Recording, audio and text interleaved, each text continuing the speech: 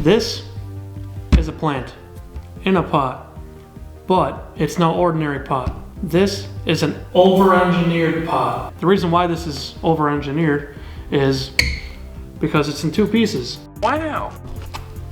First piece just kind of holds some fairly foul-smelling water. The second piece holds dirt in the plant, obviously, but it also has these holes on the bottom, and the holes allow the water in the bottom of the pot to get sucked up by the plant.